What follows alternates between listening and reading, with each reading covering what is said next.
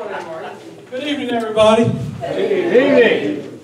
I'm going to start this thing off with a little disclaimer, and that is the material you're about to hear is exactly the same material I did 12 years ago at the last talent show.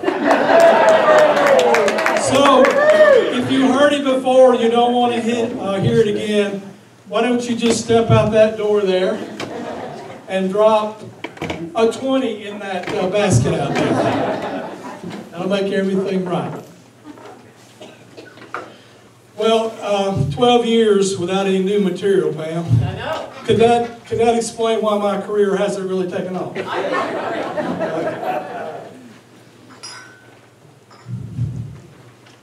So, but the truth is, I've had several good gigs since the talent show, and that is opening for this lady over here in several different occasions.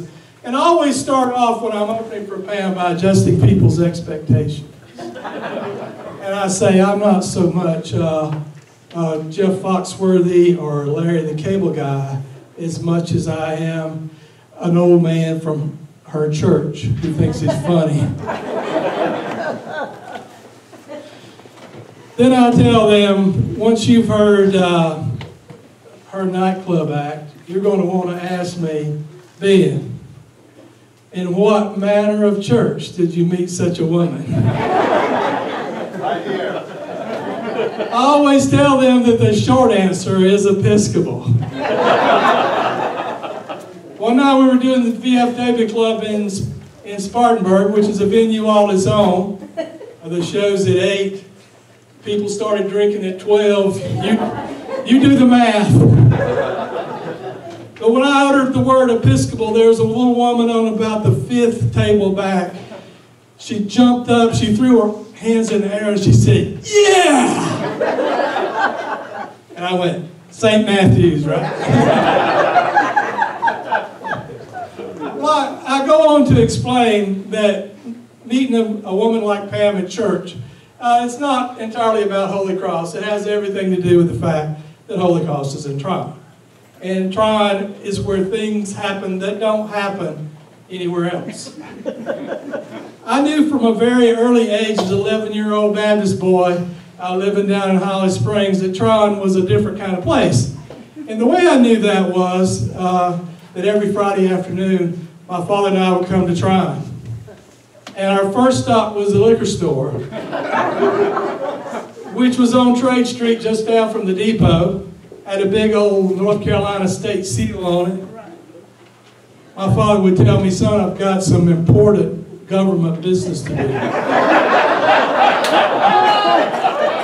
You wait here." Then we'd head out from the liquor store down to the A&P, which is now the IGA, and pick up 2 or 3 cartons of cigarettes. So you can see, as an 11-year-old Baptist boy, I grew up believing that all sin originated in Tryon.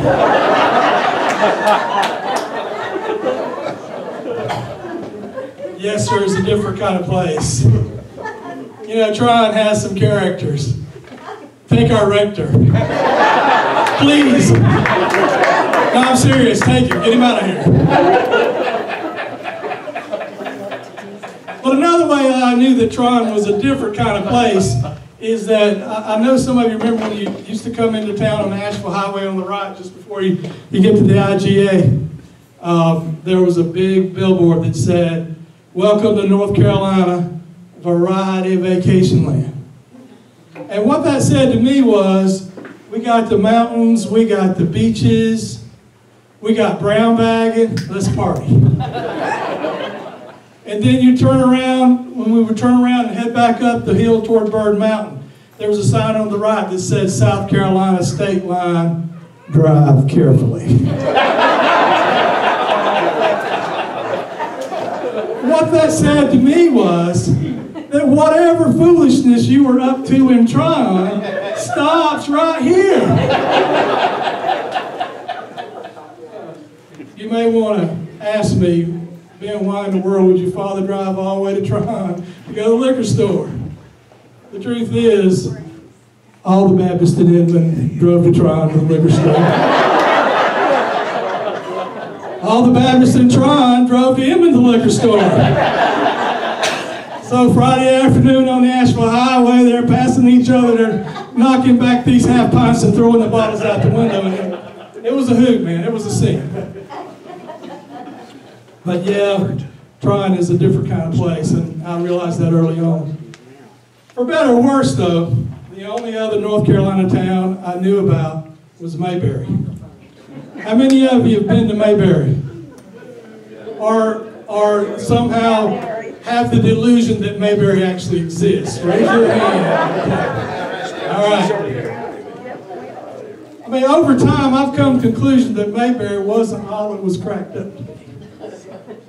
For example, people in Mayberry always seem happy, even unnaturally happy and contented. You know, I think I know why. None of them are married. Think about it. Not Andy, not Barney, not Goober, not Gomer, Aunt Bee, Helen Crump, Thelma Lou. None of them are married.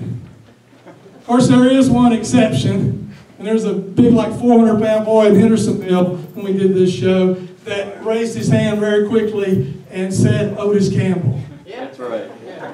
Otis was married. Let me see if I got this straight. You got this show that's about family values, but the only man in town that can stand to be married is the town drunk. Well, you know, the thing about Mayberry is I don't understand why none of them were married. They seem to be doing all the right things. They had boyfriends, girlfriends, went out on dates, but none of them could seem to pull the trigger. Why was that? It was like commitment anxiety was gripping the whole town.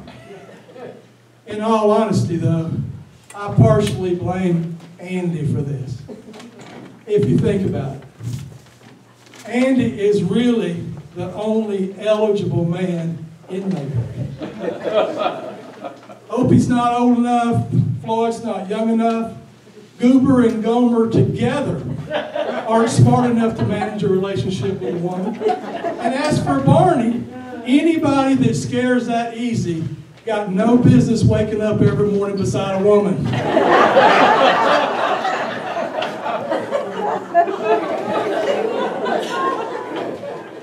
And you know, Andy being the only eligible man, I think he likes it.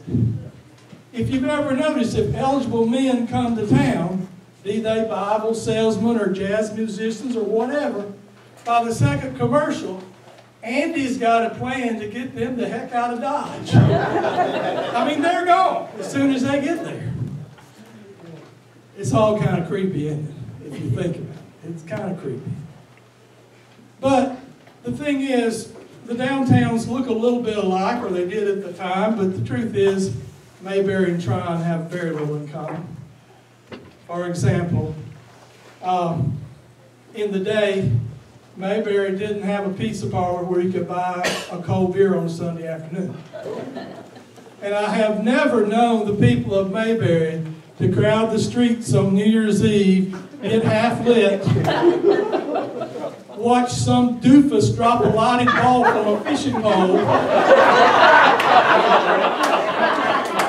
and pretend it's midnight. They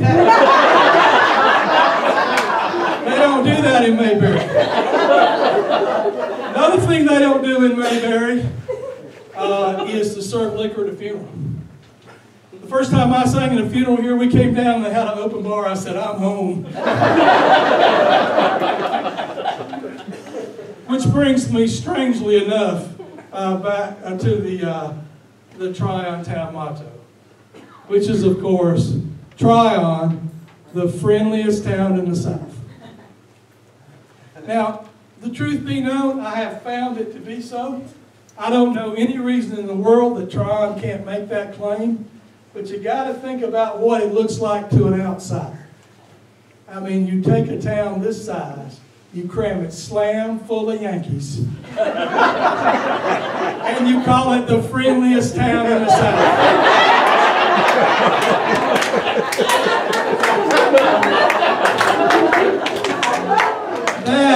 friends, is counterintuitive. So I was thinking that maybe we ought to have a new town motto.